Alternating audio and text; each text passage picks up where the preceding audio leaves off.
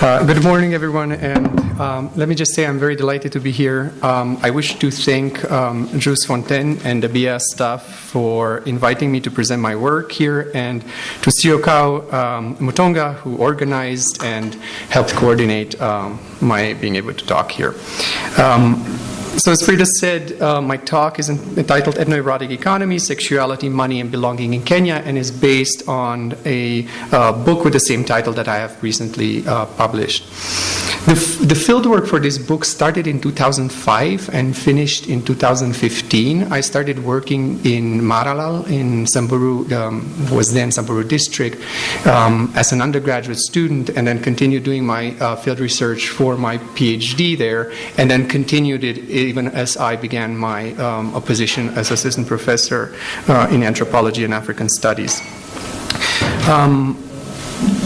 In this talk, I focus specifically on one element of this work, namely how the commodification or marketization of ethnic sexuality, specifically the young male Samburu warrior, has given rise to all kinds of struggles over belonging, the meanings of what does it mean to belong to a place, and how to imagine a future to those kinds of relations of belonging. So I'll begin briefly by outlining the phenomenon that I'm looking at. I will then give you a sense of the kind of conceptual and theoretical / political questions that I'm interested in, especially in relation to sexuality and belonging. I will give you then a brief kind of outline of the social and economic background of life in Samburu County and what prompted many of these men to start traveling to the coast. And then I will analyze two cases that basically show how these gave rise to various struggles over belonging. So, beginning in the 1980s, young men from Samburu district, northern Kenya, have migrated seasonally to tourist resorts near Mombasa on the Kenyan coast. There, they sold spears, necklaces, bracelets to tourists and performed traditional dances in various hotels. Most of them hoped to meet foreign women for transactional sex or long-term, long-distance relationships. When I began working in Kenya in 2005, I knew little about Samburu men in relationships with foreign women. Like most foreigners upon their first arrival in the country, I was struck, however, by how often I encountered images of Maasai and Samburu young male warriors, or Morans,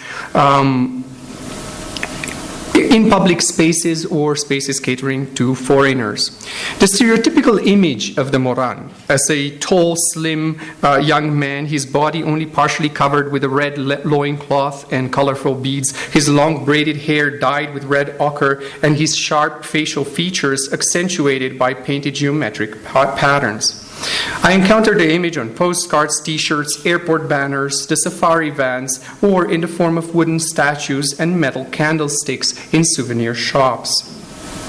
I also encountered it, quote-unquote, live, as it were, as young men dressed in Moran attire to welcome tourists in airports, wildlife safari parks, and beach resorts.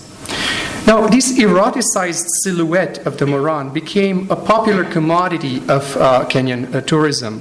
But it also, drawing on long-standing colonial discourses, it also came to congeal and promise a certain kind of ethnosexuality. And I drew here on the work of feminist scholar Joan Najo to refer to ethnosexuality as something that is not necessarily real. It's not something that we have in our bodies, but it's rather a discourse, a presumption that particular groups of people, whether racial categories, ethnic categories, and so on, embody distinct kind of sexual drives and desires, right? And the ideology of sexuality then has long been central to racism, the global politics of racism, and of course that has been driven by colonialism. But it's also important now to how the market works and how advertising, commodification, etc. happens, right? If the commodities that we produce, whenever we put a new commodity out there, it needs a certain kind of distinction, otherwise it risks a certain kind of extinction, right? Ethnic difference, cultural difference came to offer that kind of distinction to various forms of sexuality, producing what I called in here etnosexuality. Just to quote from a safari ad for Samburu that was actually on the Kenya Cultural Profiles website until not long ago. They say, the Moran or warriors are the most striking members of Samburu society. They enjoy a convivial and relatively undemanding life with permissive sex for roughly 14 years, right? So it's this kind of discourse that then produces what comes to be sold as a certain kind of ethnosexuality. Now, by 2004, national newspaper Daily Nation announced a global Moran mania in Kenya. The article also raised questions on how tourism is basically polluting what was otherwise a hedonistic image of masculinity, right? The warrior, the fearless warrior. But also raises concerns over the large amount of fake Morans that are now present on the coast, and raises all kinds of questions on how to tell a fake from a genuine Maasai Moran. Now, most women who had intimate relationships with Samburu men were from Germany, Switzerland, Italy, the Netherlands, Norway, France, and Belgium. Fewer came from the United States and Canada, and in recent years I've seen quite a few women from Japan. While some of the women sought the company of Samburu Morans for one-night stands or for the duration of their vacation, many others desired lasting romantic relationships or even marriages. Several of these women published their memoirs, continuing thus to fuel the whole idea that there is something that we can call an ethnosexuality.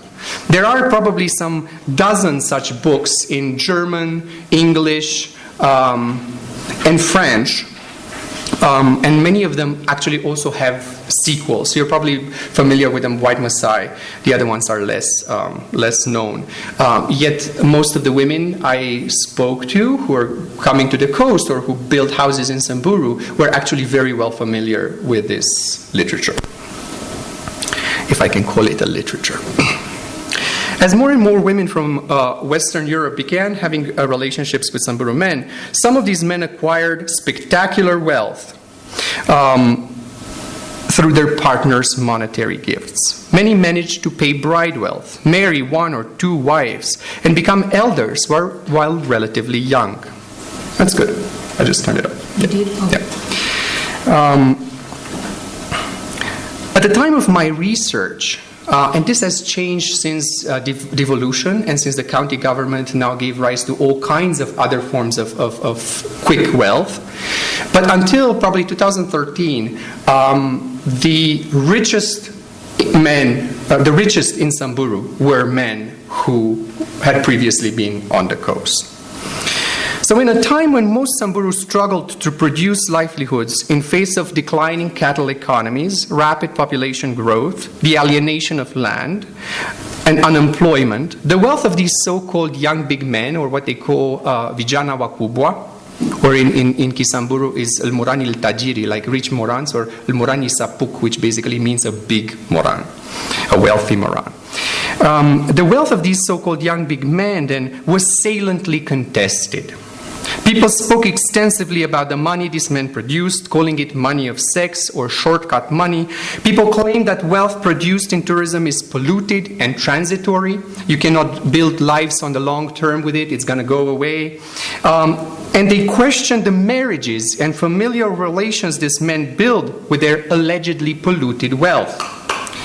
All along, however, people in Samburu also depended on these men for support with cash. This gave rise to all kinds of conundrums.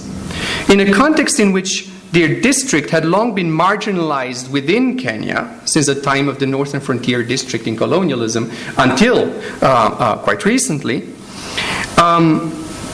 in this context in which they have been marginalized, how could they claim belonging through the recognition of others, whether we're talking about the state, NGOs, or foreign donors, when others recognize them precisely for their sexual excesses. Their struggles to claim political recognition and economic resources prompted them with a central paradox. If to survive and to find a means to craft respectable attachments to one another and to the world, one had to sell sex, then selling sex undermined precisely the possibility of respectability and belonging within these kind of broader spheres. So I ask then, why has belonging come to be so saliently contested in northern Kenya with the rise of tourist markets of ethnic culture and sexual intimacy? What happens when post-colonial subjects take their ethnicity and sexuality to the market in order to access resources that would allow them to participate more fully in kinship relationships and ethno-regional politics? And what forms of belonging are possible for Samburu men and women as their sexuality becomes, as it were, a hot commodity on the global market? I argue here that there is a dialectical relationship between, on the one hand, the global commodification of Moran ethnosexuality, and on the other hand, the ways in which Samburu craft belonging in northern Kenya. And what I mean by a dialectical relationship is, I often encounter in the scholarship, but also talking to people, this whole idea that whatever happens on the coast stays on the coast, and culture and the good thing is in the north, right? This is the kind of, I call it the fantasy of pure forms, that these things don't affect each other, right? If you think of them as a dialectical relationship, it's that the two things come into tension, and from that tension, new kinds of things emerge. New cultural forms, new social forms, new economic forms, and so on. And the fact that this kind of money of sex, or shortcut money, travels and is contested, that's the thing that kind of brings it all together and gives rise to new kinds of things. And I'll elaborate in a bit what some of these things are.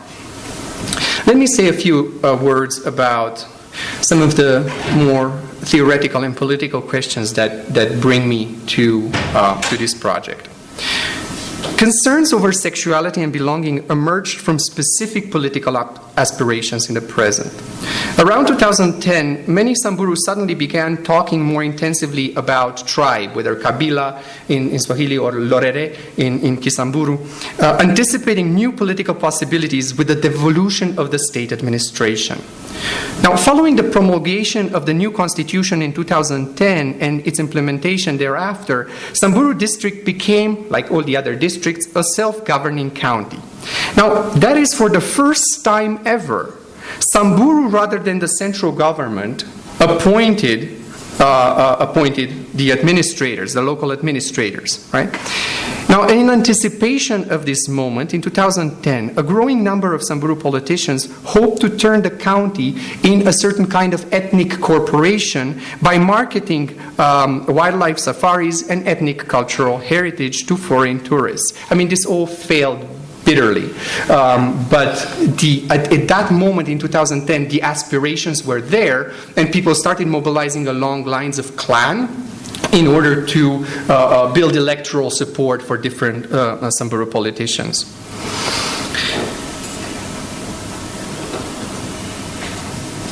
Now, in recent decades, a certain kind of preoccupation with belonging and with autochthony has become general throughout the world, right? When we look at the populism that's happening in Europe right now, or many other places.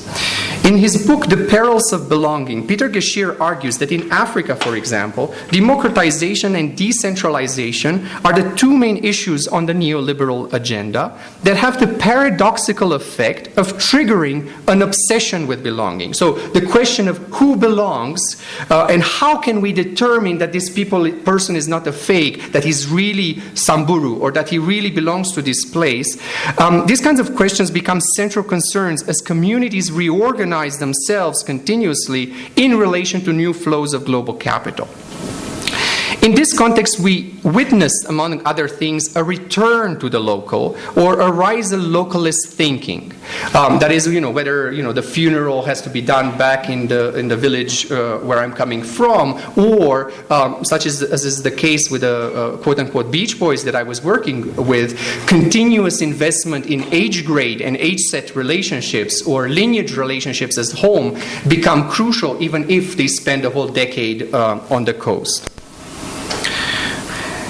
So in the past 3 decades, along with this kind of obsession or struggle over establishing autochthonous belonging, we witness another kind of phenomenon in many post-colonial contexts. In another book called Ethnicity, Inc., John and Jean Komaroff argue that following the effects of market liberalization, structural adjustment programs, and so on, more and more people throughout the world have turned to ethnicity, this time not as some sort of collective conscious or simple, but as a commodity. If I have nothing else to sell, I still have my culture. And in some cases, like it's, for example, the San of Namibia or Zulu in South Africa, that can become a huge business, right? And it's the same case with the Maasai and Samburu. But the Komaroffs say the turn to ethnicity and the marketization of ethnicity has both great emancipatory potential, right? Areas that have initially been marginalized by state development suddenly find new venues to access resources, as is the case with Samburu. But at the same time, it also produces new lines of inequality, new lines of marginalization, and so on. Now, let me add one more ingredient here, and that is sexuality. For sexuality makes matters even more complex. When sexuality converges with ethnic and cultural identity in the commodity form, it often undermines the possibility of belonging.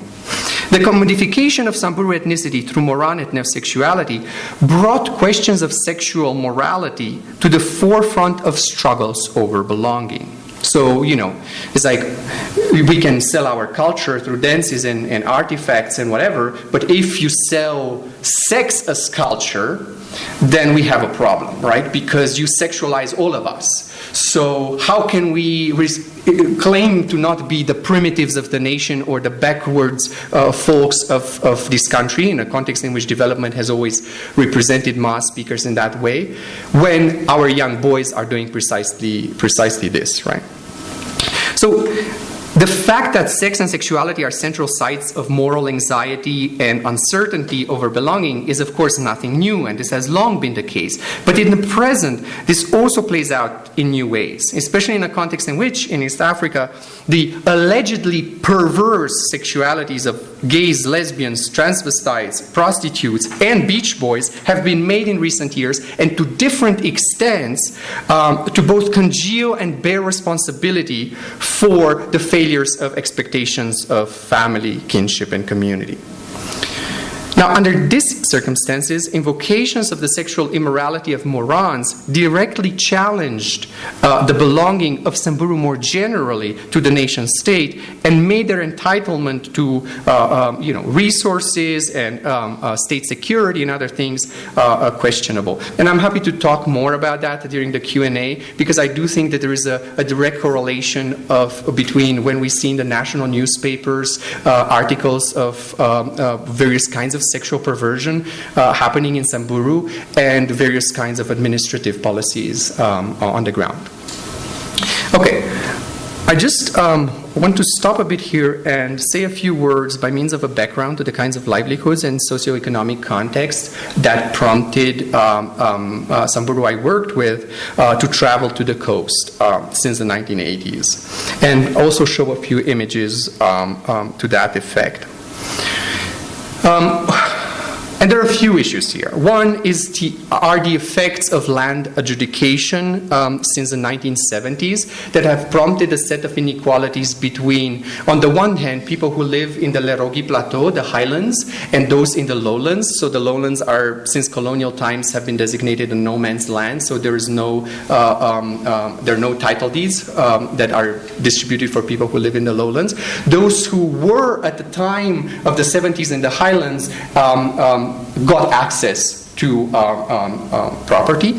And then within the highlands, there are different kinds of forms of property. You have the privatized land, where people who worked in the police force or for the government have now very large farms, and currently people who work for the county government.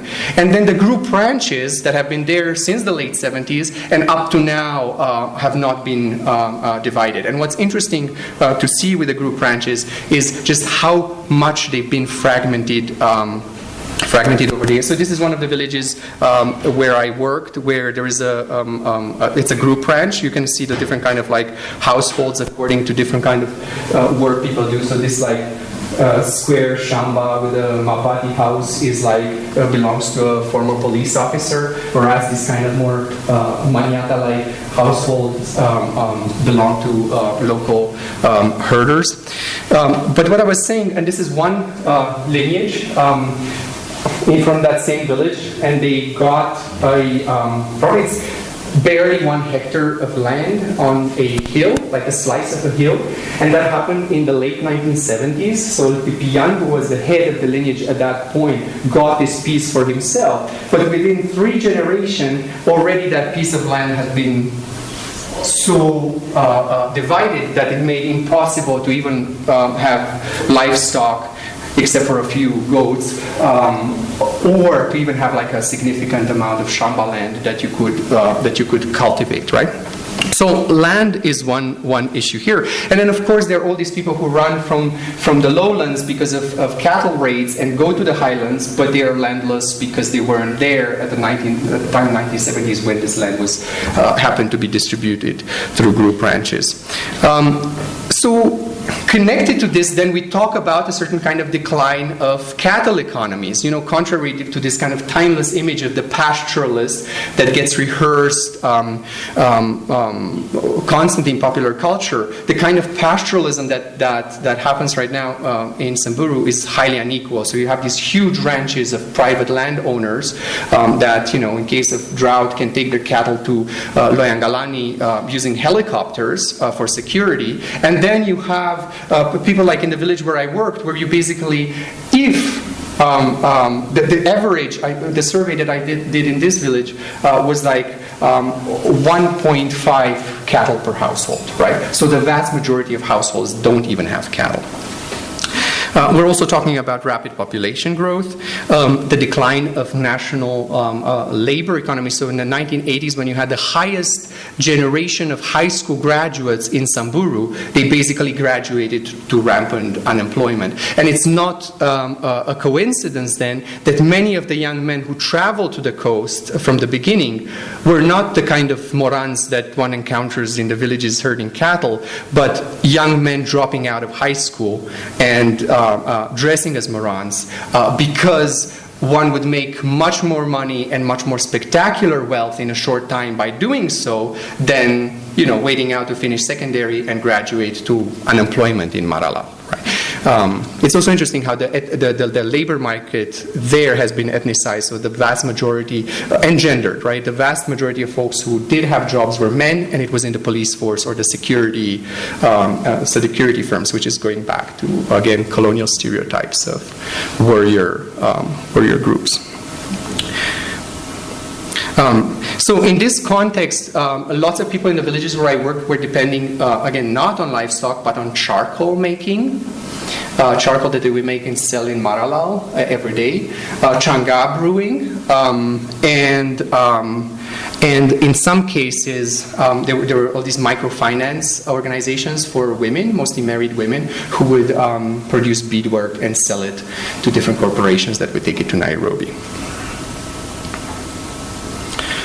Now, on the coast, Samburu men since the 1980s organized themselves in different kind of ethnic organizations, this kind of self-help groups, and there existed one in Diani, two in Diani, one in Mutuapa, which is the oldest, one in Watamu, and one in Malindi. And it's interesting that even in that kind of context, elders who had been beach boys in the 80s still graduated into elderhood on the coast, and some of them continued to kind of mentor and manage the finances of the younger men, so that age grade relationships continued to be important, if in a different way, in this kind of context. Right? So those are basically the towns where there's been a history of Samburu migration, and most of the men came from around Maralal or Wamba.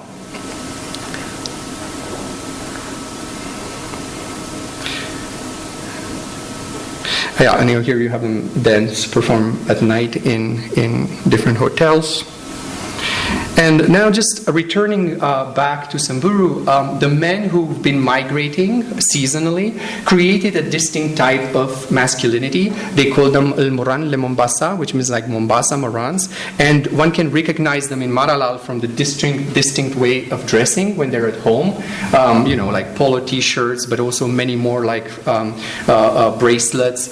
They socialize in particular kinds of bars. So there's a bar in Maralal that's called Mumtuapa, and it's a distinct kind of Kenyan reggae music they're listening to, and so on. So a certain kind of distinct masculinity came to be formed throughout the years, and it's at once desirable, like when you talk to young school-educated women or young women from the villages, it's at once desirable for the kind of exhibition of wealth that it produces, but also questionable. So for example, in Samburu you have these songs, folk songs, kakisha, that for a long time it's a genre that every kind of age group of women use to mock men for different kinds of things. And now they've been using, since the 90s, they've been using that kind of genre to both like express admiration for these Mombasa Morans, but also question their respectability. So you have these songs that will say, oh, so-and-so went abroad, took a plane, went abroad, he doesn't seem to have lost weight, so it must not be that bad, but still he came back with his old Muzungu mama, and that's very shameful. So they make these kind of songs that they sing about these men, and men are very aware of it and like it or don't like it and so on.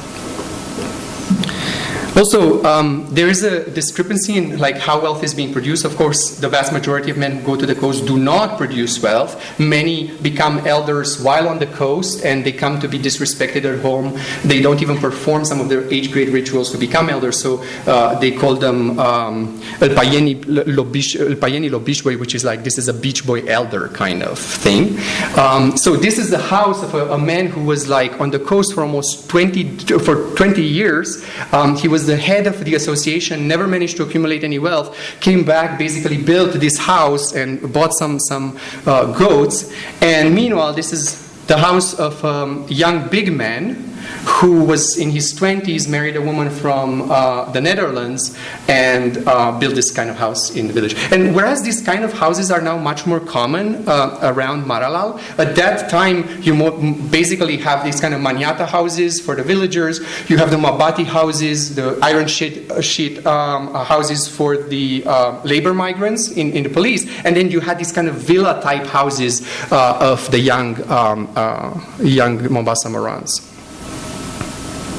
Here is an area in Maralal, I photographed this in 2010, that was known for the houses of Mombasa Morans. Some of them even had like lodging built behind their house to rent it out and so on. But these are the 3 houses of different Mombasa Morans at that time.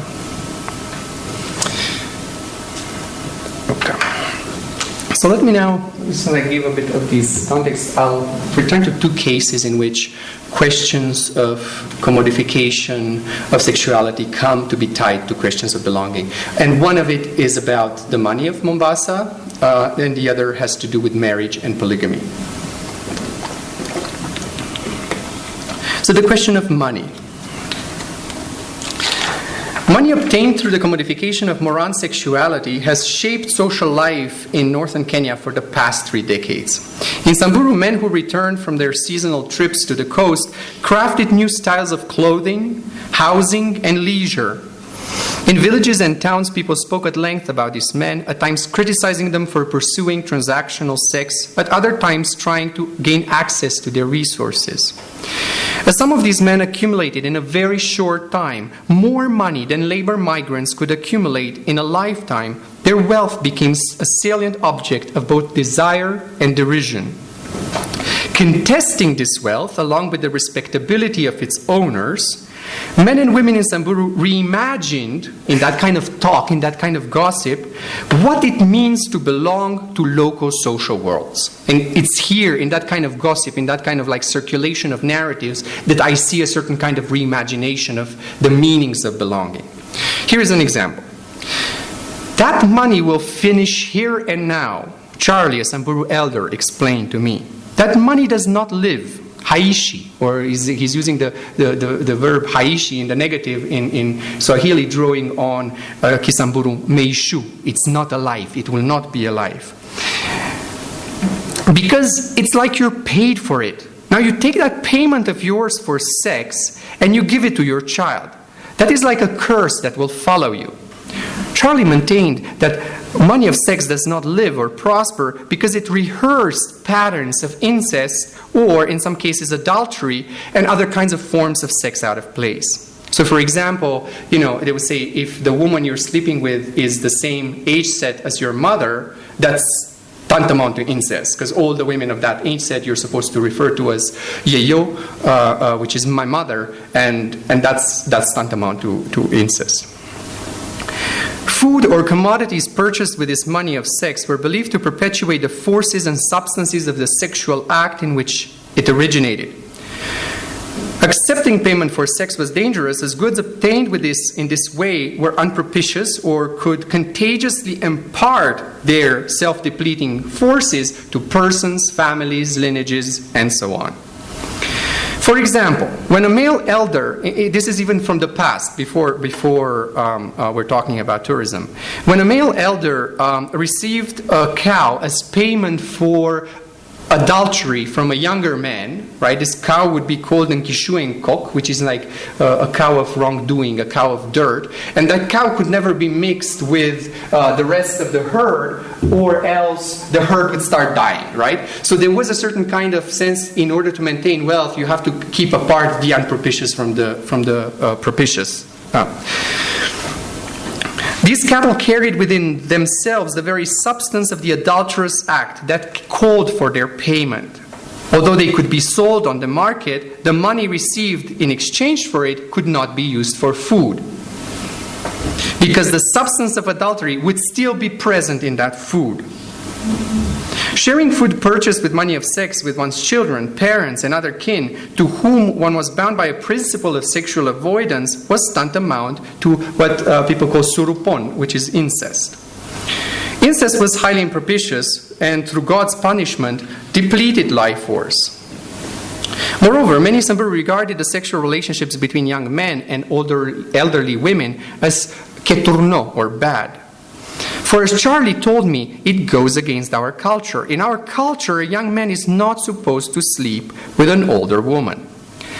Now, contrary to Charlie's statement, the relationships between Samburu Morans and European women actually echoed older patterns of adultery, and more recently, inversions of gender roles in Samburu. And I'm thinking here on an older pattern of where Morans could go and have adulterous relationships with young wives. And then a second pattern of sugar mummies, which have become also common in Maralal, mostly middle-class Samburu women who are in the NGO world and who have younger lovers. In Maralal, they're called Ndege Mungu, like a young man who depends on older woman. I know in Mutuapa they call them no limits. I guess there are different names everywhere. But it's a common pattern. So in a way, what I'm trying to say is that it's nothing that exceptional in a way in what Charlie was criticizing about these men with European women. It's merely an exacerbation of something that is already there. right? And because it exacerbates it, it makes it also problematic. So under current economic hardships, adultery was in fact quite common in many of the villages where I worked, as impoverished households relied on gifts circulated through extramarital sex, whether we're talking about like phone credit or like small money or whatever. That was indeed quite common. Non-normative intimacies in this kind of way circulated money, but simultaneously tainted it. The commodification of sex was accentuated through local forms of intimacy, whether adultery and cohabitation. So it's a question more of like, if the money of sex already exists and it's common because of poverty, right?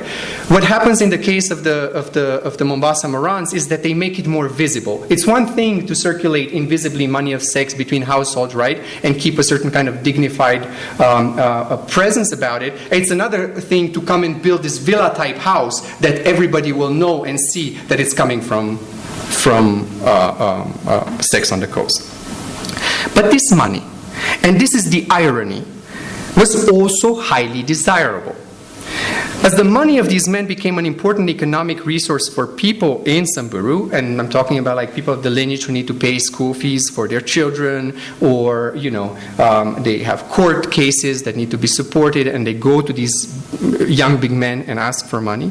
Locals wondered whether they could really use this kind of money of sex or money of shortcut money to build lasting kinds of material wealth and social bonds. And then I'm documenting in my book a whole set of ceremonies, clan ceremonies that take place every 15 years. And in 2010, they've been very much reoriented towards cleansing money of sex, so that if you're a rich Moran and instead of using that money to buy yourself a Land Rover and a car, you give that money out to the clan, that money is okay. Right? Because it's moving away from an individualistic kind of purpose to a collective purpose, and that makes it okay. In this kind of, the ceremonies are called Lopiro, and they're driven by elderly married women, and they basically collect this kind of polluted money and then recirculate it to the poor in each clan.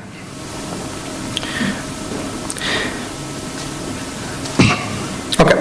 My last example, now moving away from the money in ever concentric circles to the kind of familial attachments that the money is invested in.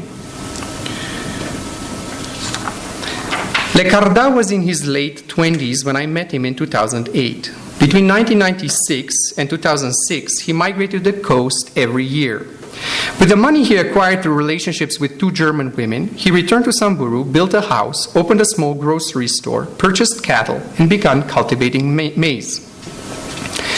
When I visited Lecarda for the first time at his house in the village of Siteti, I thought that he was less wealthy than some of the other young big men I knew. His house was quite modest, a 3-room structure with wooden walls and an iron sheet roof. It resembled more closely the houses of labor migrants than the big stone villas of the Mombasa Morans. He also did not own a car or a motorcycle, which was quite unusual. These are the kind of first things a man buy when they get the money. But Lecarda was less interested in big houses, cars, and motorcycles than in pursuing the respectability, prestige, and authority associated with local idioms of marriage and elderhood. In 2005, Lecarda's age set, the Lmoli, graduated out of the age grade of Moranhood.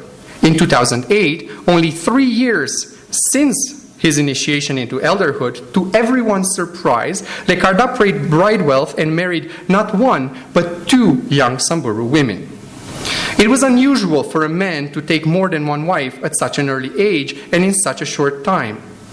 Men with limited material resources found it difficult to marry at all. It was more common now, rather than pay bride wealth, to pay what people call silen and kauti, which mean I give you the debt of a bride wealth, right? And one day when I can, I will pay, right? So that was the pattern. But young big men like Lecarda could pay the bride wealth and pay it up front in full.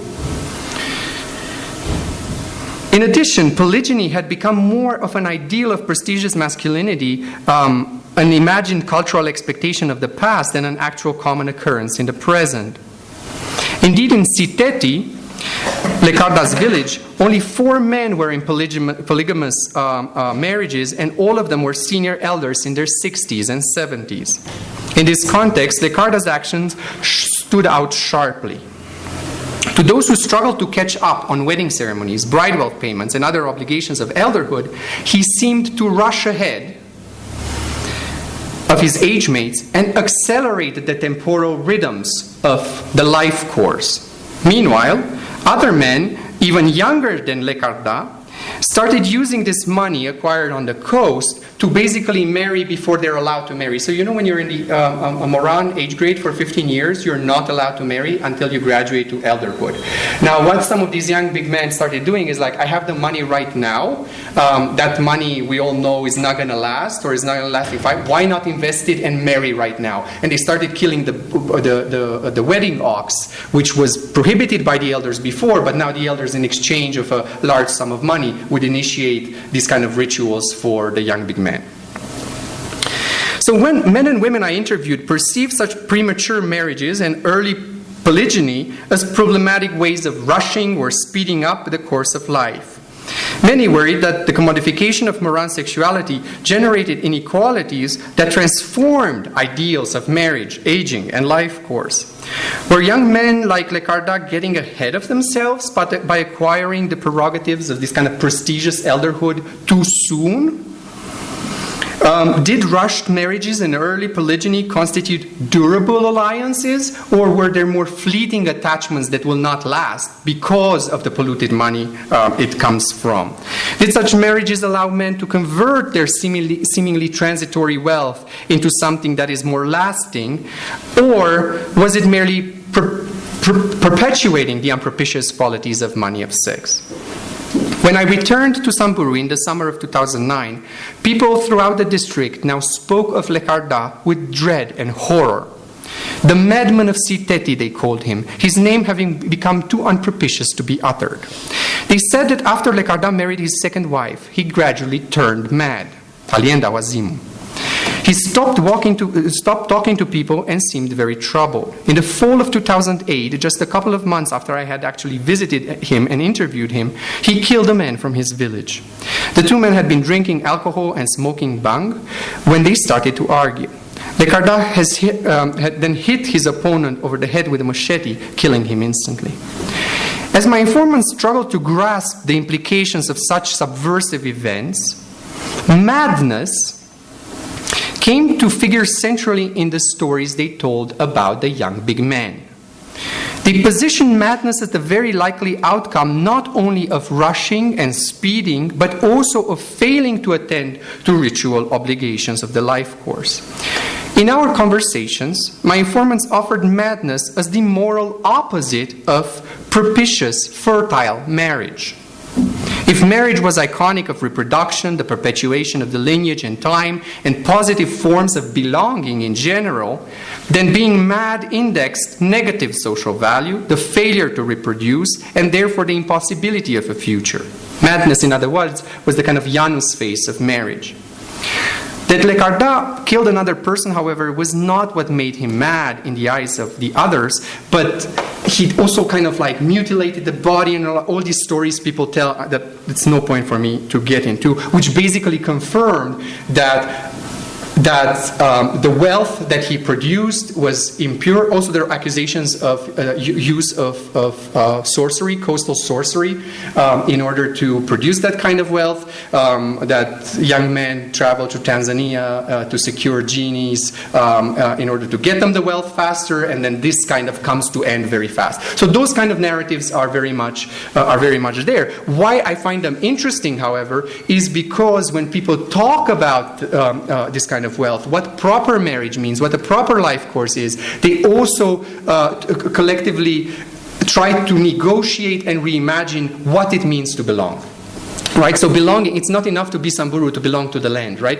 If you don't perform certain things, if you don't invest in your lineage, if you don't do things in a certain kind of rhythm, all those things, asynchronies, lead to various kinds of forms of gossip, denial of access to land, and so on, that are centrally about what belonging is. So as various people sought to understand what was going on and what was going wrong in their lives, they often imagined a return to culture, to il kereti, which is basically the normal way of doing things, as some kind of a guarantee of social value and belonging. Here, representations and practices associated with clans and lineages, age sets and age grades, marriage and bride wealth, played a crucial role in promising to anchor moral persons and collectivities. What ensued here, and this is going back to my central argument, is a dialectical relationship between the subversive events and normative representations of marriage, elderhood, and belonging. Here again, it's not like, some sort of like disturbance or subversion is happening and then culture is brought in to save it, but the very idea that what we call culture is itself a dialectical product of these changes, right? Age grades are more saliently than ever. Young poor men turn to age grades and age sets as forms of collective belonging. There's a whole new age set that started being initiated now last Saturday in Samburu, in Mauniero. So they become crucial. They're also crucial for the rich, but in a different kind of way, right? So age sets get reinvented, culture gets reinvented, much more commodified, much more shaped by the inequalities of those participating in them, right? Those who don't have money stay in their age set and they have to wait for 15 years before they can get married under the authority of elders, whereas those who actually have the money to do so can rush, pay, and ritual itself can become commodified by elders who, in the absence of land or livestock, ritual expertise is one of the few commodities that they have and they can monopolize, right? Okay, let me just conclude here. So the commodification of ethnosexuality then dialectically shaped collective belonging in Samburu among men and women who did not participate directly in tourism. Locals needed access to the money of the young big men. Conversely, these men needed access to kinship relations and rituals that would grant them respectability and belonging at home. Men who were young and had beautiful bodies found themselves privileged by the global sexual economy. But the fact that they had sex for money weakened their claims to inclusion and questioned their moral qualities of their money, styles, and livelihoods, as Mombasa Morans. Associating these men with the unpropitious power of sex out of place and coastal sorcery, they were reluctant to grant them too quickly the privileges of full membership in the social worlds of their regions. Locals used gossip, scandal, and folk songs to inform these men, if sometimes only indirectly, that their actions and desires were not readily acceptable to locals or quite compatible with social worlds they wished to build. So, finding themselves somewhat excluded within the ethno-region to which they wished to belong, these men entered a Faustian bargain of sorts with those from whom they sought recognition. Together, then they struggled to reimagine what does it mean to belong? What does it mean for us to be attached to one another as a group in the present? Now, I offer the framework of ethno-erotic economies to conceptualize how the commodification of ethnosexuality is deeply entangled in processes whereby post-colonial subjects craft belonging. And part of the reason why I offer the framework of ethno-erotic economies, because in my discipline, for example, there is a long-standing, since the 80s, tradition of so-called anthropology of tourism. And basically what these anthropologists would do would go in any kind of like tourist resort and study hosts and guests. Like, these people perform, these people consume, and then they each go away. But there was no kind of sense of understanding of what happens when they go away. How does what happens in tourist resorts shape livelihoods way beyond those tourist resorts in much more consequential ways that you can ever be able to observe or know by hanging out in a tourist resort.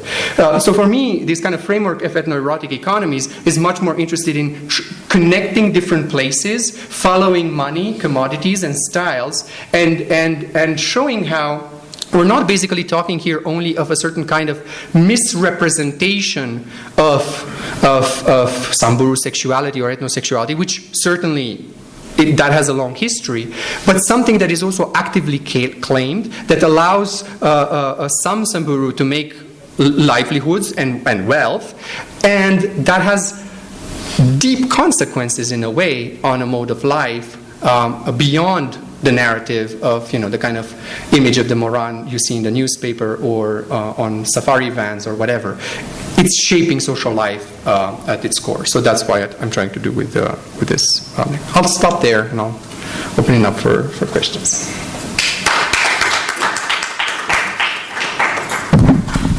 Thank you very much. That was really interesting. I have a question. One of my questions is about, you said they become the richest men. And I was wondering, how is this wealth measured? Is it in terms of just money? Or because among the Samburu and Maasai, wealth is how many livestock you have. Mm-hmm. So how is this measured? And also, I was wondering about the social behavior of the Samburu men and even Maasai. They have a way of, the sexuality, it's not, you're not confined only to one woman generally. You can have sex with women of your peers or something like that. And then, so I was wondering, has this shaped in any way their behavior in terms of going to the coast and selling sex to the tourists? Is it that they don't feel like there's any problem with it? Or also, my last question is on Morans in Samburu and Maasai. They have specific roles, communal roles. So I was wondering, does it still exist for these Morans when they go back to their homes? Thank you so much. No, that's a great question. Shall I answer and then we take? Okay. So very quick. The question of how is wealth measured, I think, is fascinating, and the reason why it's fascinating is because for a long time, even with labor migration in the 60s and 70s, those working in the police force and so on, there were all kinds of techniques of hiding wealth, right? So I couldn't say that because it's visible, it's measurable. So, for example, men who didn't want their fathers to take over the livestock they produced by working in Nairobi, they would go back, buy livestock, and hide it in the herds of friends so that their fathers would never know. And when it came to bride wealth, they wouldn't depend on their fathers, but could already monopolize. So there were certainly those kinds of ways of hiding wealth. So basically, my answer would be to you is that it became the most visible, the most salient. So you have like a village of maniatas, and then suddenly you have a villa house and a Land Rover. When people walk for kilometers to go to the market or whatever, it's visible. It's in your face, right? So, but that doesn't necessarily mean that others didn't have perhaps livestock hidden and so on. But there is certainly that kind of perception of them being the richest. So probably let me correct my phrasing. Perception of them being the richest because of what is visible there.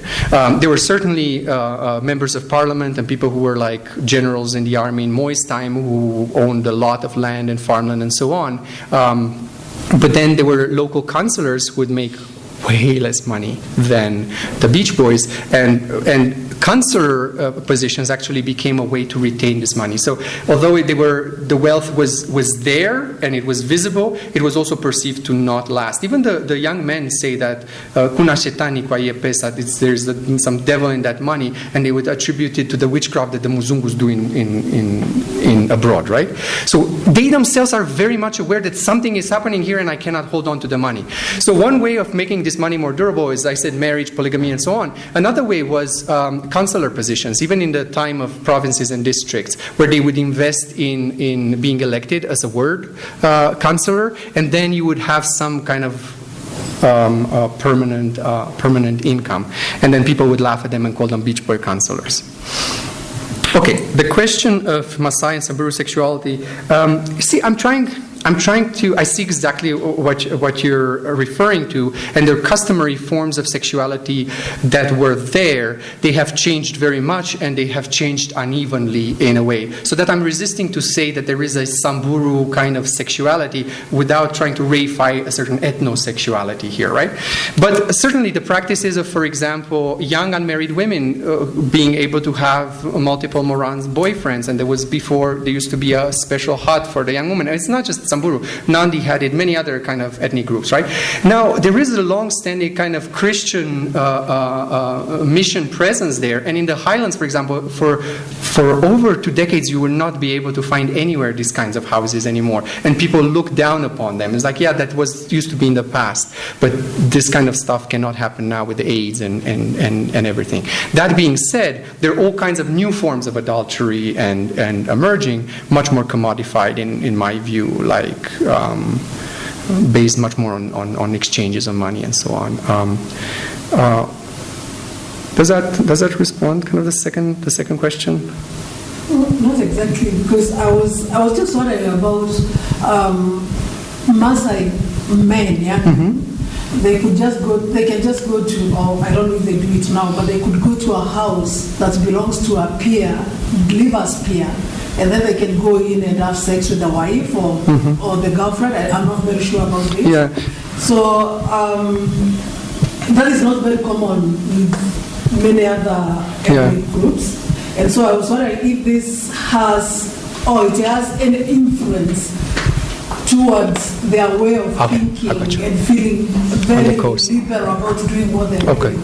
Okay, so that specific practice is not there anymore. So Morans are encouraged to have a rich sexual life and whatever, but that kind of practice with a spear is not there. And people in Samburu get sensitive about being asked about that practice. But certainly you're right. There is a certain kind of masculine expectation that, you're young, you're not supposed to marry, you're allowed to have sex. And there is a continuity, obviously, between that and the possibility of just going off and enjoying yourself on the coast, right? Also, Morans for a long time were not allowed to stay and eat in the household of their mother. So the expectations was already there. Get out of here, right? Go do your things. Nobody's supposed to ask you where you go and what you do. The problem is not necessarily that. It's the fact that they're paid for it and that the women are much older. So they refer to them as kashumpayarari, like old grandmothers or old white women, But certainly the expectations of this kind of masculinist expectations, like go enjoy yourself, is there. And then quickly the last question about Moran and expectations for community is still very much there, especially for security. Now with the new district, many of the Morans were made into rangers and given guns and so on. There are all the illegal guns that are there. So for cattle raiding, they're expected to be a presence. But even there, it's quite distinct. So you have those Morans, they call them El Moran Lenkang, which is like the Morans of the home. And then there are those of El Karya, those of the trousers who have gone to school and don't have that kind of those kinds of obligations. So it's quite diverse and split. But that being said, I remember that in the early 2000s when there were raids between Pokot and Samburu, young women from this other village where I was working were recording their Kakisha songs on tapes and sending them to Mombasa, basically mocking these men that our cattle are going now to the Pokot and you are going and having fun on the coast. And these men were so ashamed and that they left Mutuapa like in groups to go back to the coast. It's something interesting about this genre of song. It's like it can shame you so much in a way. But it's contested. The expectation is somehow still there. You're a man of a community. Why are you going away and we're being raided here, right? So definitely, yeah. Sorry, and then. Okay, I have two questions. One is about the difference between the Samburu Maasai and the other Maasai from Narok. Mm-hmm. You have really focused on the Samburu Maasai. Why is it limited to Samburu Maasai? Why not these other group of Maasai from the south? So that's one. Number two is, you've just mentioned about it, is about cattle rustling. to what extent is this ethno-erotic economy being affected by cattle rustling or having an impact on cattle rustling? Mm-hmm. Yeah, thank you. That's great. Okay. So the short question on the Maasai from the short answer on the Maasai from Narok is a great question. It's simply that I didn't do field work in Narok. I've been there multiple times. I encountered Maasai, not from Narok though. I encountered Maasai from Tanzania on the Kenyan coast, the Purko Maasai, right? And so I say in my book that ethno-erotic economy is not a system that's closed. You can go many ways. You can hang out with the Giriama young men who actually dress as Maasai Morans on the coast and do a whole different kind of economy in their communities, which I don't know. So the short answer is basically that I didn't work with them, and that's pretty much it. They're also quite separate in their organizations on the coast. The longer answer is the fact that actually Samburu in the 79 used to perform for a Muzungu farm in Limuru. And that farm shut down, is the mayor's ranch. And that farm shut down, and they went for the first time to around Diani, where there was a cultural village organized by Pullman Safari, and that cultural village shut down, and then they ended up at the beach. And they were there before the other Maasai came, and then, but all along pretending to be Maasai, right? So there's this kind of pan-identification with we are the Maasai, we're the more original Maasai. But since then, the Maasai came, and there were big protests in Malindi, for example, where people were trying to chase out the Maasai for fighting on the beach and not letting other people profit from the same business and so on. But it's just a simple matter of the fact that I didn't work. I didn't take that route. I preferred to, even the Samburu dialect and the Maasai dialect are so different that I prefer to immerse myself in a place and try to have a thicker kind of understanding of the place than work in way too many places. And the question of cattle raiding is quite interesting. And the reason I think, so I'd have to think further of how exactly they related to ethno-erotic economies. There's a partial overlap there because there were already powerful politicians who owned ranches and hired private security for their cattle, and they never get raided. Whereas, poor folks do. Many of the actual young big men bought a lot of land and did have this kind of private security where they would never get raided, whereas those who had like 4 or 5 cows would have to constantly move away because of Poko Turkana kind of raids and so on. But I would have to think further of like if there are other kind of articulations there. It's certainly a very interesting question. Thank you. Hello, Michael, and hi, everyone. My name is Amina Duale. I'm a consultant in alternative livelihoods, actually. And I formerly worked with NGOs, Oxfam in Turkana. And I really, I found your presentation very interesting.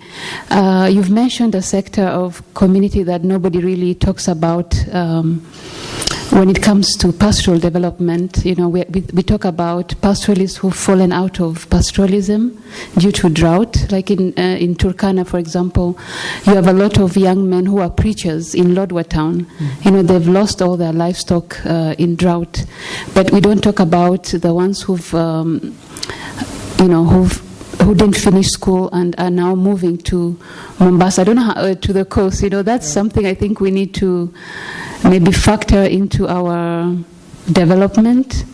And I don't know how we can bridge that gap. I know you're an academic. Have you approached the humanitarian or development organizations? Thank you. That's a great question. And it's a sensitive one because it's one of our soft spots, right? The difficulty of creating dialogue, and actually a lot of the scholarship that we produce is fairly criticized for its inability to speak back. At the same time, lots of anthropologists are critical of like some of the presumptions of humanitarian interventions. So, for example, if I'm thinking of the kind of NGO interventions in Samburu on questions of sexual reproductive health. And the kind of, I actually spend a lot of time with them, and now I'm working on a different project on sexuality and citizenship, where both in Mutuapa, in Samburu, and in Nairobi, I've been working with some people invested in development around sexual reproductive health. In Samburu, you see them reproducing so much what I call this ethnosexuality, right? So even from the proposals that go out to get funding for AIDS prevention education, it's like, oh, these Morans in these cultures are very bad, and you know the girls, they are allowed to do this and that. I actually cite a few of those reports in this book as participating in the kind of discursive reproduction of ethnosexuality. But that's no excuse not to create some sort of a collaboration on the longer run. And I think it'd be fascinating to see how that would work. I was invited for some reason to be on the board of a pastoralist development NGO a few years back in Maralal. I think at some point they just didn't call me back anymore because I was constantly, why are there no women on this board?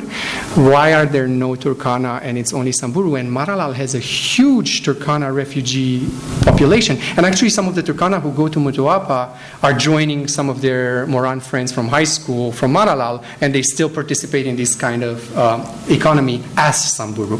But all those dynamics are there. But I keep, trying to think of ways of how this is possible. And fortunately, lots of my students are much more invested in those conversations than I ever was. So I'm trying to learn from them, basically now. Yeah. Thank you. Michael. I think for me, I must basically, just start by congratulating you because of, the amount of diligence and energy and time you have spent,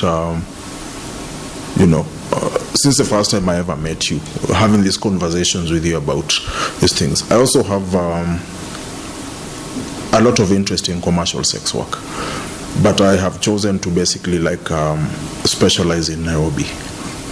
And the only reason why I took interest in Nairobi was because there seems to be a lot of ignorance about what entails commercial sex work. There's people engaging in it who have no clue that they are. Mm-hmm. And then also there's the fact that, there's a lot of burying our heads in the sand in Nairobi about issues that revolve around this trade, who engages in it, and who's a beneficiary of it. When you go down to the coast, the issue of the Samburus, the Maasais, and the fake Maasais and the fake Samburus, who basically no offense, but most of them are usually young Kikuyu men, pretending to be, it's very interesting. And, the conflicts that you talk about between the groups that are engaged in the trade in the coast, where you have Samburus fighting the Maasais and the Maasais fighting the fake Maasais, and it's a continuous and then also the local boys who are more of interested in not the material possession that they get out of it, but more of a relocation into a second country that would now offer all these things that this trade brings in, without having to deal with the gaze of the community here and how people now begin to judge you that you made your wealth through ABCD. The cover of your book, the gentleman there, is actually based on an actual person I know in Mombasa. And I have had numerous conversations with him. Every single time I go to the coast, I must go see him.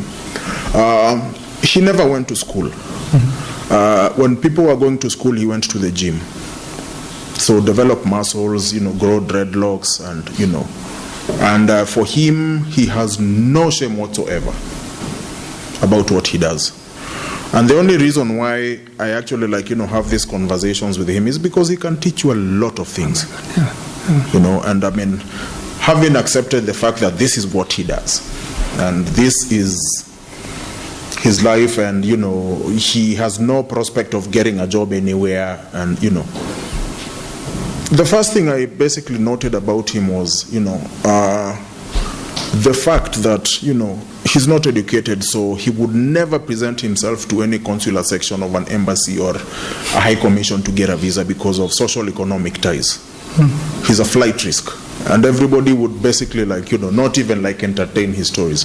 But I mean, for him, I think most of people who he basically hung out with came up with, they basically adapted to that, and they basically mutated into something else that, me, I am hell-bent to go and live in the UK. I am hell-bent to go and live in Germany, in Switzerland, and how do they do that?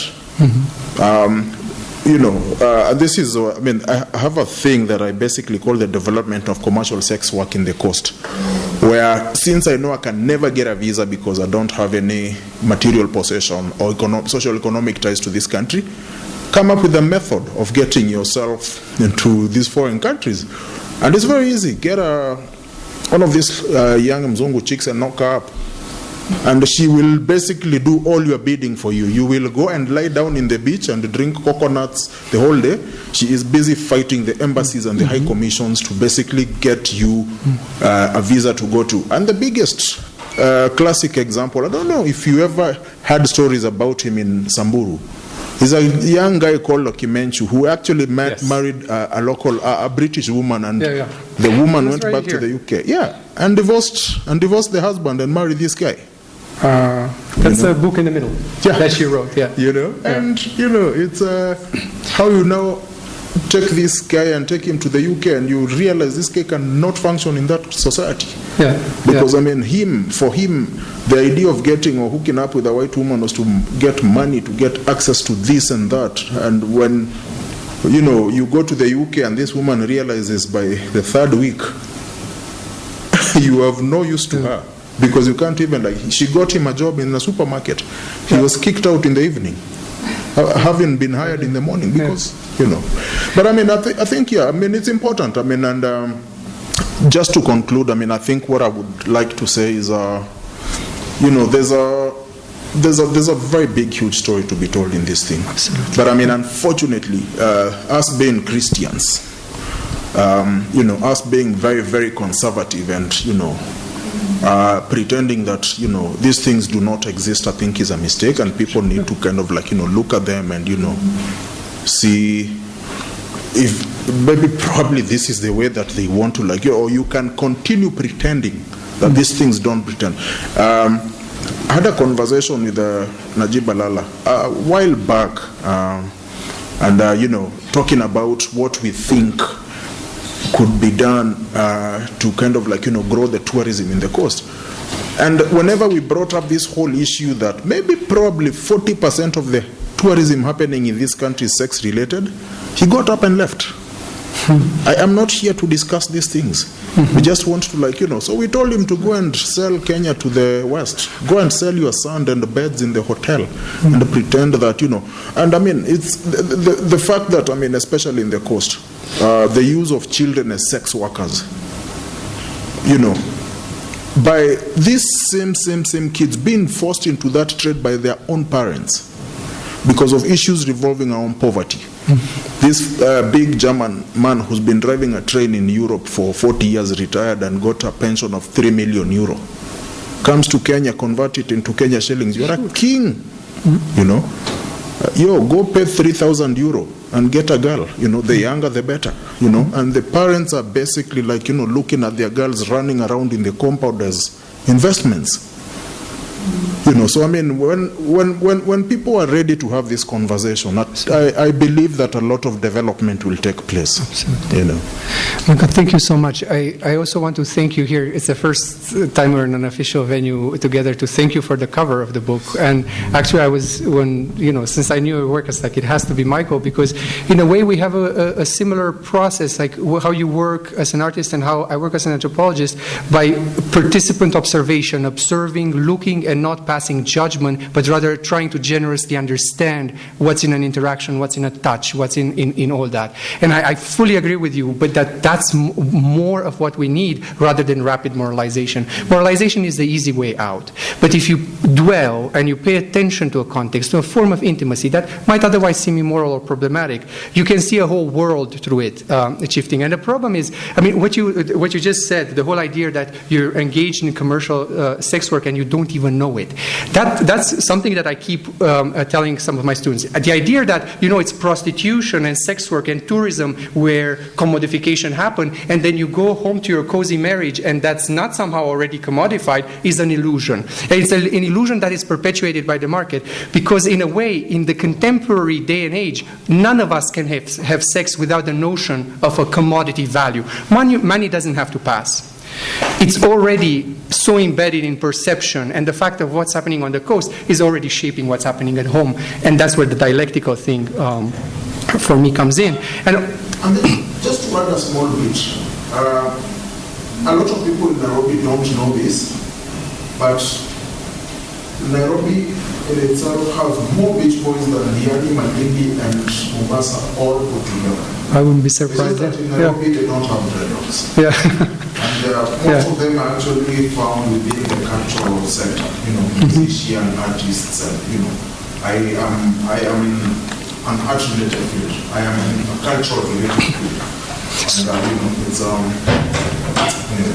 So it's not an explicit kind of like self-commodification, but the production of image, self-image, can be all about that, right? And self-sexualization and erotization. I find that very interesting. And also, I wanted to say the whole debates between the fake Beach Boys and the kind of real ones, these themselves are now played out through the language of, I see how they talk about it. So, and the language of law and copyright. So say, kwa nini huyu mtu anaiba culture yangu? Why are they taking my culture? Iyo ndio ni piracy sasa. That is piracy. So I'm like, where is that coming from? That language of piracy, of culture as something that is copyrighted, that is intellectual property, right?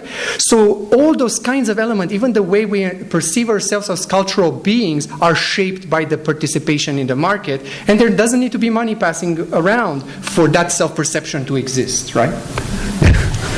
Hi, my name's Andrew Franklin. I've been here about 37 years in Kenya, so I knew the people who were the mayor's family, yes. And also Pullman's, the people who set up Pullman's, the old man, and one of his daughters from his third wife used to be my secretary. What I thought, one aspect I thought was interesting, and this is very important, is that when you mention some people going mad. I worked with Planned Parenthood Federation in the Africa Regional Office for about 10 years, from 81 to 90. And one of the things about HIV and AIDS is it does affect one's brain functions if you're not treated. And so I make no, this is not a moral judgment about European women who sleep around on the coast with with Morans who may or may not be real, because it is transactional sex. But I mean, that kind of leaped out at me, because there's a tremendous problem in this country anyway with contraceptive prevalence, the use of contraceptives. And in fact, the NGOs have, in the last 20 years, gone to taking surveys about contraceptive awareness rather than use, which is really amazing, because it's a failure, another failed aspect of this. But I thought when I saw the blurb or the solicitation for this, I thought that was pretty cool. Some guy researching this sort of thing for Harvard. That's good. It's been done elsewhere. Rainbow Vice, for example, in South Africa, looking at the sex trade in South Africa in the 80s, under apartheid and beyond. But I think what's been pointed out is that these kind of discussions, if we don't hold them and don't talk about them and don't say things very clearly, it's not that we don't have development, we just don't know what's going on, because I remember all the newspaper articles over the years in the 80s, 90s, So now we have a situation where families at the coast are living off their child prostitutes. We know this, it's being reported. We know that there's 30,000 children, perhaps, pedophile rings, consisting of not just foreigners, but Kenyans. I was going to question whether if you ever came across any gay sorts of indications, and why not? Again, and what would that do to the image of the Moran? And then again, to kind of sum it all up, as you drive around Nairobi anyway, and you're sitting in traffic and you're stuck, and you see all the adverts over the roads for VIP massage, VIP spa, VIP this.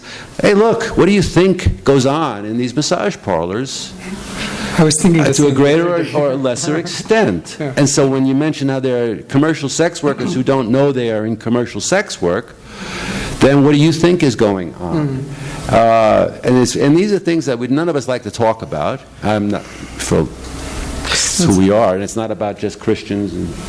But I thought approaching it like this was an excellent way of legitimizing the discussion of somewhat uncomfortable subjects. Absolutely. No, thank you for that. I actually think that one of the major issues that I had to battle with, and it gets back to Michael's point as well, but it's something we don't like to talk about. The opposite of that is talking about in a sensationalist way, which the media, the newspapers, even it's been reported, these kind of cases have been heavily reported on, even by New York kind of press and whatever.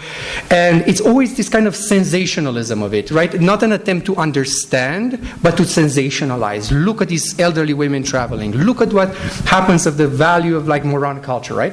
And the challenge for me becomes as an anthropologist and as a foreigner, as a white person working in Kenya, how do I even begin to write and understand these things without perpetuating or participating in this kind of production of their sensationalism, or even like consolidating ethnosexuality. So one of the things that the critiques I got since the book came out in October was like, oh, this is a book about sexuality, but there is no sex in it.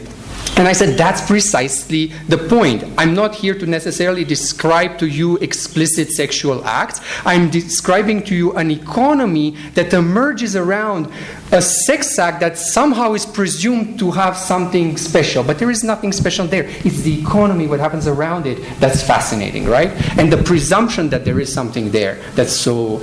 but just quickly wanted to say something about madness. I thought the point was great. So what... people refer to when they speak of madness, and even the word madness is quite interesting. In Samburu, you say kemada or madai for a madman. So the root of the verb is somehow, in my mind, is somehow attached to M-A-D, mad, in English. So I'm not sure what the etymology of that word is, but it refers to a wide spectrum of behavior, from depression to schizophrenia, to the kind of panic and depression of being testing positive. And there are actually quite a few cases I know that tested positive and then became quote-unquote mad, but there are also cases of mere depression, temporary depression, or more permanent cases of schizophrenia. And they're all kind of seen together as madness and as a kind of like result of something impropitious, right? It's something depleting itself. But thank you for Hi. Sorry, my name is Moina. I'm from a publication called The Conversation Africa, where we work with academics to essentially push their research out to the general public. Thank you so much for your talk. Really been looking forward to this. I just have a few questions. Firstly, how prevalent is this within a community? For example, the community that you're looking at, so looking at the percentages there. Also, did you conduct any interviews with clients? And how much advertising had they come across in terms of like the sexual commodity aspect? So, there's the books and everything else, but, how many, I want to sort of understand how many people are actually coming with that preconceived notion. And then finally, what do the transactions look like? Because, is it a sort of a one-off transaction? Is it a long-term relationship? You've mentioned marriage. So just looking at that spectrum, essentially what happens to the relationship? That's great. Okay, so how prevalent? Actually, if you look statistically, the percentage is quite small. So I estimated at some point in 2010, 1,000 Samburu men, like who are still keeping ties to home and are affiliated with the organizations on the different organizations on the coast. So there are 1,000 probably about 1,000 Samburu young men on the coast during the tourist season. Now, 2010 was also kind of affected. Tourism had been affected, still like suffering from the post-election violence of 2008. So I'm not sure how representative that is. Now, we're talking about a population of 250,000 in Samburu, so we're talking of a very low percentage of 2 point something, right? What I'm trying to show, though, is that it doesn't really, the point here, it doesn't really matter how many people have gone. What I'm interested in is the impact and the talk and the gossip that circulates beyond those who haven't gone. So, for example, near Maralal, there is a village called Ledero. And in Ledero, where I visited many times, nobody from Ledero ever migrated to the coast. But the neighboring village of Bawa, where the Lekimenjus come from, and then the neighboring village of Ngari have had like a 3-generation history of people migrating. Yet in Ledero, people were equally talking about these beach boys traveling to the coast, about their wealth. They were observing them driving past and so on. So what I'm interested here in the impact is, if the percentage is still relatively low, the kind of reverberation that phenomenon had, like, for circulation in folk songs, gossip, whatever, accusations of sorcery, that is way, way beyond. And that's another way, or another reason why I'm using ethno-erotic economies as opposed to, a simple anthropology of tourism, because with that you never get to this kind of consequential gossip, this kind of scandal and so on. The point of clients. Well, I prefer not to call them clients. I actually prefer to not call them anything, even sex tourist or romance tourism or anything. But I did talk extensively with women, both on the coast and women who moved more permanently in Maralal.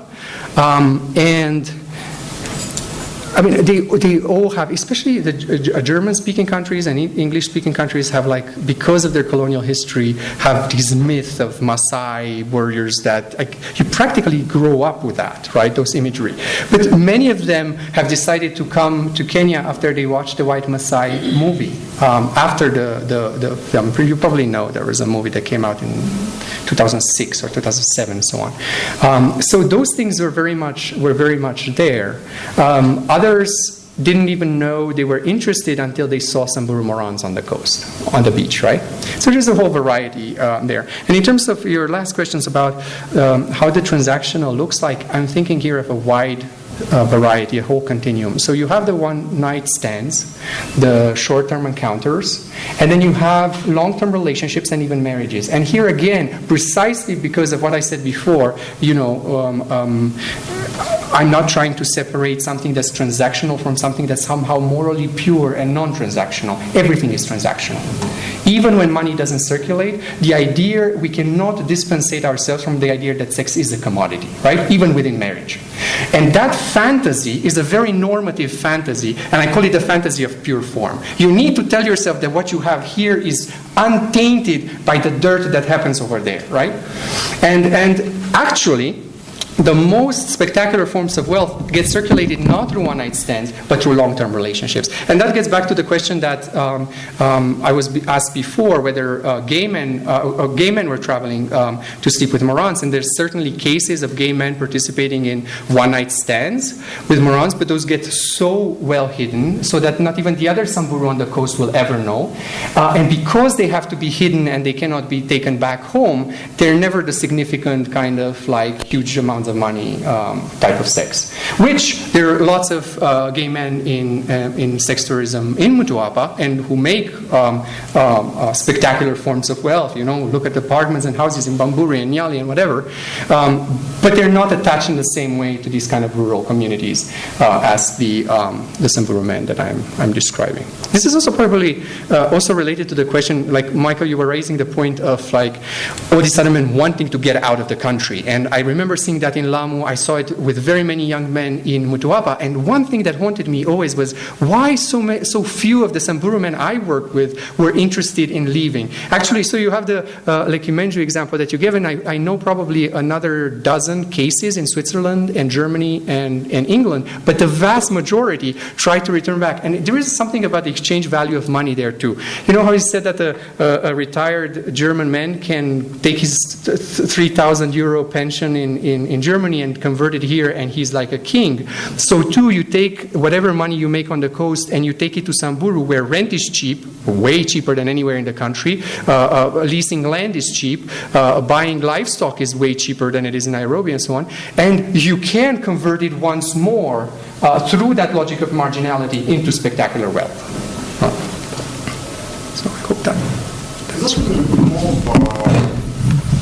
I'm pretty sure the Samburus are not interested in going to live in Berlin or in Paris.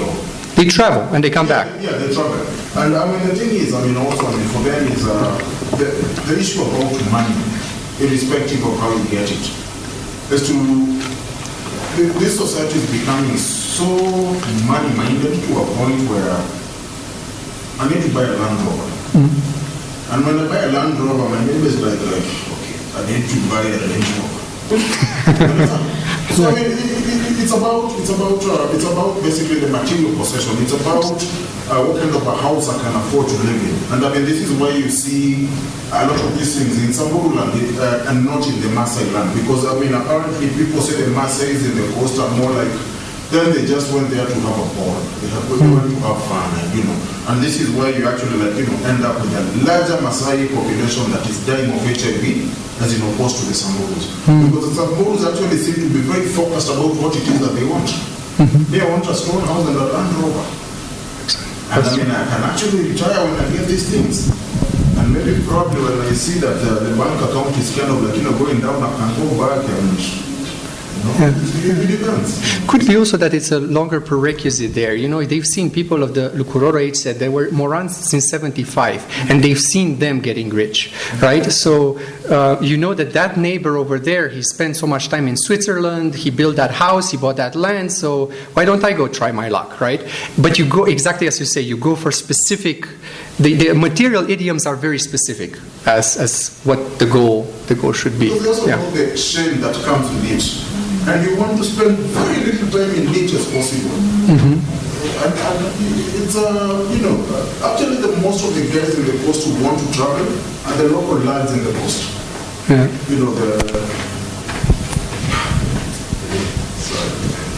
That's true. Those are the people who really want to travel. And they basically want to go and live the life they see in the place.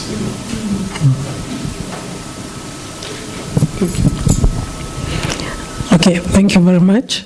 But before I close, I have just one more question. How far would you call this? Because I've been thinking about it. Commodification of culture. Is this commodification of culture?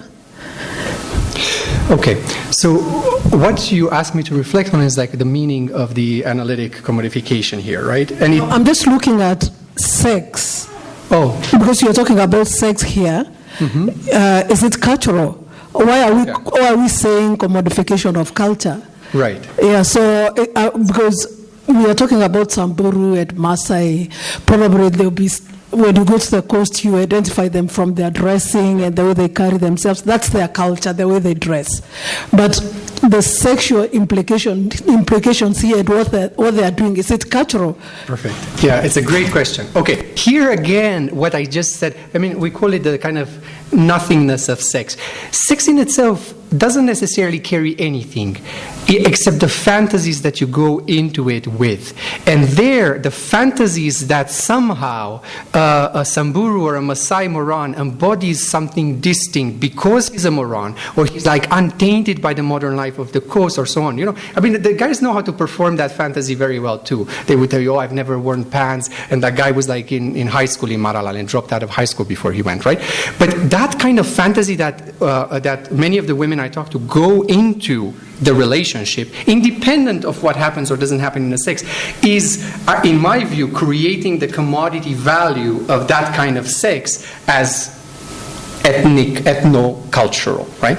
And actually, it's fascinating to see how many actually start reading ethnographies of the people and try to understand the kinship. There are these kind of cultural relativists. There is one woman I know from Belgium who, accepted to be a wife in polygamous relationship because that's his culture. And that kind of broader contextualization, or fetishization, I think makes it cultural, and makes it promises you the kind of transformative potential that something else doesn't have. So you read the memoir of that British woman we were talking about, and she went through horrible sexual trauma in childhood, rape, whatever, and the way she approaches her Samburu partner through his cultural difference as a form of healing, transformative healing that she engages in, right? And here, when she looks at how she situates him, describes his age set, what a Moran is supposed to do in Trampo. I mean, it's not contextualized because it's not historical, it's not about the reality, it's a fantasy of what she thinks this kind of culture is about, untainted by modernity and so on. So here, the work of fantasy is playing a crucial role, I think, in commodification. But if you look at, I'm looking at the colonial archive, for example, a prostitution in Nairobi or prostitution in Mombasa. The exchange value of sex had always been shaped in many of these contexts of labor migration by the ethnicity of the woman engaged in sex work and by the ethnicity of the man purchasing it. So, even in Mtwapa nowadays, you hear young men saying, tunaenda kujaribu wanawake wa kabila tofauti.